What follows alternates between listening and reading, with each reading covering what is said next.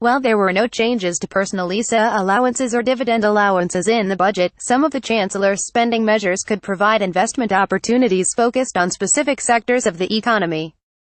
Some funds and trusts have the potential to benefit from the housing stimulus, while others could gain from the aim to make the UK a leader in digital technologies. James Yardley, senior research analyst at FundCalibre, says, "For me, there are quite a few positives in terms of both technology and housing spend.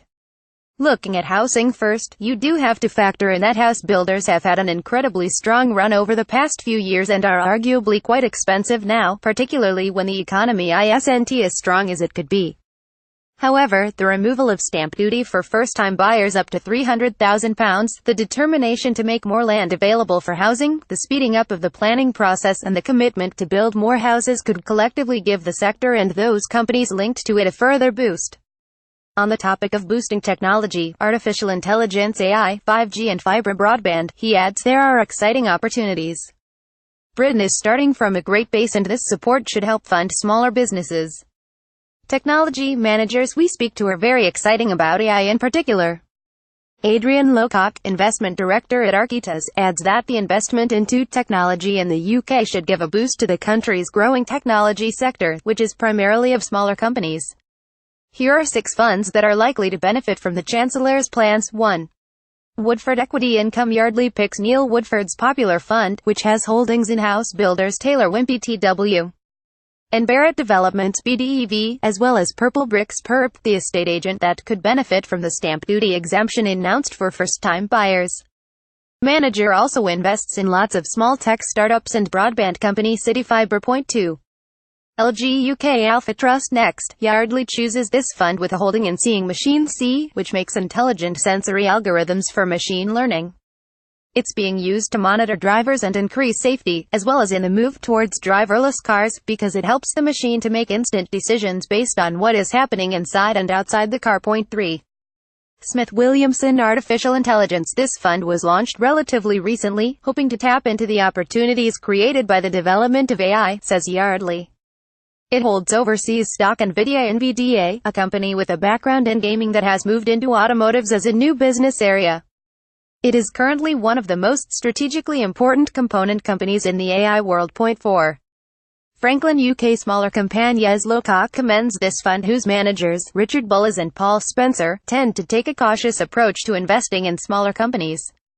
The managers are willing to take a contrarian stance when market mispricing creates outstanding investment opportunities, he says. While economic and industry drivers are important considerations, the fund is built from the bottom up, with each stock included in the portfolio on its own merit. The fund holds around 13% in technology and 9% in construction and real estate. 5. River Mercantile Microcap Trust. The portfolio is mainly comprised of AIM-listed stocks, but the manager, Philip Rodrigues, can invest in companies with a market value of less than £100 million. The fund holds between 30 and 50 stocks and is not constrained by any benchmark, so doesn't have to hold stocks in any particular sector. Rodrigues has balanced the portfolio between strongly cyclical, domestic-focused businesses and international earners. The main driver is that all the companies are in the portfolio because they have strategies that enable them to take market share. The fund has 14% in technology and 5% in real estate. 6. Woodford Patient Capital Trust. For investors looking to exploit the Chancellor's incentives for UK high-tech companies, one investment to consider could be the Patient Capital Trust WPCT, managed by Neil Woodford, says Gavin Haynes, managing director at Whitechurch Securities. He says the trust has a focus towards investing in innovative businesses that have exciting long-term growth prospects. But on the whole, Haynes is more skeptical. He says, "I am not convinced that the announcements in the budget are game changers that will be key drivers for stocks." He adds that markets showed little reaction in the immediate aftermath, and shares in house builders have since fallen back. This article is for information and discussion purposes only and does not form a recommendation to invest, or otherwise. The value of an investment may fall. The investments referred to in this article may not be suitable for all investors, and if in doubt, an investor should seek advice from a qualified investment advisor.